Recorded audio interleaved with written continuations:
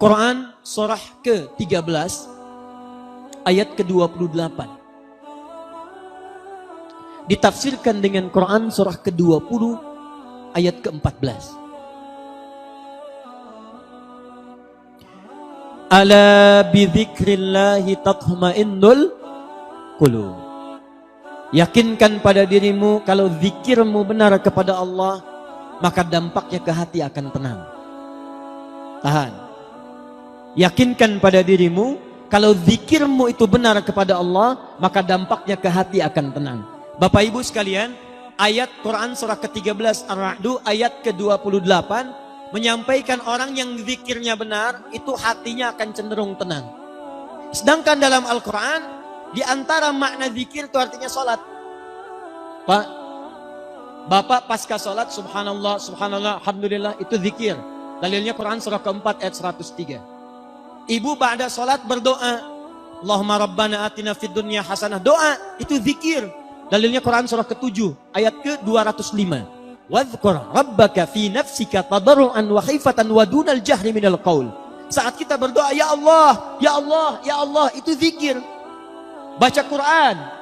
Ba'da salat Anda baca Quran. Al-Ikhlas, Al-Falaq, An-Nas, ayat kursi, 5 ayat pertama Al-Baqarah. Itu semua zikir. Dalilnya Quran surah ke-15 ayat ke-9. Inna nahnu nazzalna dzikra wa inna lahu lahafizun. Kami turunkan Al-Quran sebagai zikir. Jadi kalau kita selesai salat, qul huwallahu ahad, qul a'udzu birabbil falaq, qul a'udzu birabbin nas, Allahu la ilaha illa huwal hayyul qayyum. Itu kita sedang berzikir pada Allah Subhanahu wa taala. Penghafal Quran berzikir. Bahkan orang yang hafal Quran, zikirnya 4 kali lipat dibandingkan dengan orang-orang biasa.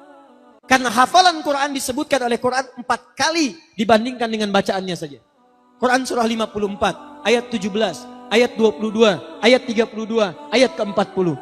Walaqad yassarnal Qur'ana lidzikri. Kami telah mudahkan Al-Quran untuk dihafalkan. Menghafal Quran, bahasa Qurannya bukan hifzi, tapi zikri. Jadi orang yang sedang menghafal Quran sedang zikir.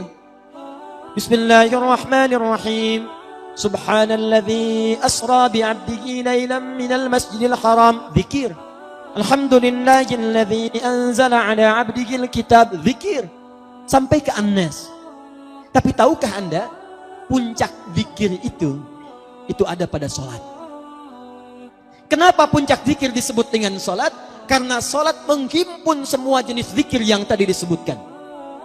Anda selesai sholat mengucapkan Allahu Akbar, Allahu Akbar, Subhanallah, Alhamdulillah. Dalam sholat bukankah Anda bacakan itu? Anda memulai sholat Allahu Akbar. Mau ruku Subhana rabbiyal azim wa bihamdi. Sujud Subhana rabbiyal a'la. Kalimat-kalimat zikir yang biasa disebutkan muncul dalam sholat. Baca Quran itu zikir. Bukankah dalam sholat baca Quran? Al-Fatihah itu Quran. Setelah baca Al-Fatihah kita baca Quran. Berdoa itu zikir. Bukankah sholat disebut dengan doa? Ruku, doa. Duduk di antara 2 sujud, doa. Jadi kalau ada orang berzikir saja baca Quran bisa tenang, maka orang sholat, Quran surah ke-20 ayat ke-14. Innani anallahu la ilaha illa ana fa'budni wa aqimis sholata li zikri. Kata Allah, tunaikan sholat sebagai zikir kepada saya. Orang yang zikir itu hatinya tenang. Jadi kalau ada orang sholat menghimpun semua jenis zikir, belum tenang hatinya, ada yang salah dalam sholatnya. Jadi mohon maaf Bapak Ibu sekalian, baca Quran saja, kalau benar bacanya kata Allah, itu hatinya tenang. Ibu kalau nggak percaya silakan Bu ya. Akhir bulan sedang gelisah. Uang belanja belum datang. Belum gajian. Gelisah. Kata Quran gampang. Tidak usah mengeluh. Jangan bikin status. Ini gaji belum turun, nulis di Facebook. Belum gajian. Tungguin komennya. Buang-buang waktu. Kata Allah, kalau hati ingin tenang, ada 5 amalan di antaranya tadi. Baca Quran, buka mushaf, ambil wudhu, baca Quran. Saat Anda baca Quran, seketika ketenangan diberikan kepada kita. Tapi ada yang hebat. Ada satu amalan yang menghimpun semua jenis zikir. Quran dihimpun, zikir bacaan kalimat thayyibah dihimpun, hafalan Quran dihimpun. Apa itu? Sholat. Jadi kalau bapak dan ibu sehari minimal 5 kali sholat, tapi tidak memberikan ketenangan pada jiwa kita, itu ada yang salah dalam salatnya. Ada yang tidak tepat dalam penunaiannya.